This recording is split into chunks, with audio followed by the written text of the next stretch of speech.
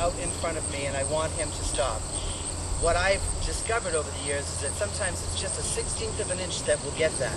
So the whole reaction time that gets built up with riders as well as just handlers, you start by going a little bit. If you get the body language, if you get the desired results, then you go with it. If you don't, you just keep adding more. So like I'd come out in front of him more and more and more. And there are horses when they're first starting off, they're galloping at speed. You come out and let them know, nope, we're not going to gallop that way. And they whip around, then I'll go that way, and you go back.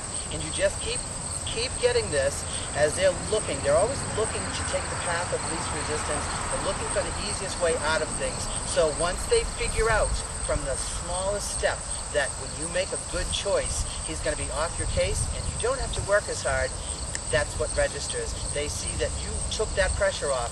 I'm walking towards him, I want him to stop. If I'm walking towards him and he says, I've got to turn away and get out of here. If I back my pressure up, take that off, and he stops and I see licking and chewing, he just got that I said, okay, I will not put any more pressure on you. Let's stop and think about this. Then all of a sudden you'll see the deep breath, then all of a sudden he's turning and facing you. So, and then same thing when I ask them to change direction. The first couple of times they want to go away from you as far as possible. And that first time when they come around, they're like, all right, I'll go in front of you, but this is when I know you might do something. The minute they're crossing in front of me, I take my eye off them, I drop my body language down to let them know I have no intention of hurting you. If my hands are just up in the air as they go by, I'm asking them to be afraid. And this is why, horses end up with bad behaviors because people don't understand, people don't work with that same concept, not that they don't understand. They forget along the way that when they're hanging onto a horse's mouth and the horse won't stop and they're going, what a crazy horse. But if they had stopped and figured out that I put pressure, you do something and I release, and that was there consistently, they wouldn't have these issues. So it's always about going back to better basics and starting off and re-educating and letting them know that maybe in the past things like this have happened, but from now on, and like here at this farm, I get everybody on board with me. Nobody takes out any specific horse until they've proven that they know that how they have to go and approach them. They walk in their stall, they don't put pressure, they walk in, they make a kiss noise, and they turn like I do, and the horses come walking right over, and then they give them a reward. They turn them out, we recognize their hierarchy, the pecking order. If we know that Angel's the boss over Caliban, we let Caliban go first, then we let the boss go. Off they go for their day to enjoy it. So having them know that we understand the way that they live, the way that they think, and honor that, and get this mutual respect going, you end up with great relationships with horses. It's basically still, I think, on that when you respond in the right way, you're going to get a reward. So regardless of if the reward is this, or a release of pressure, or a treat. I mean, with horses, I'm letting him go because I want to let him know that I'm done working with him, that if he wants to go ahead and roll or do whatever he wants to do, he can.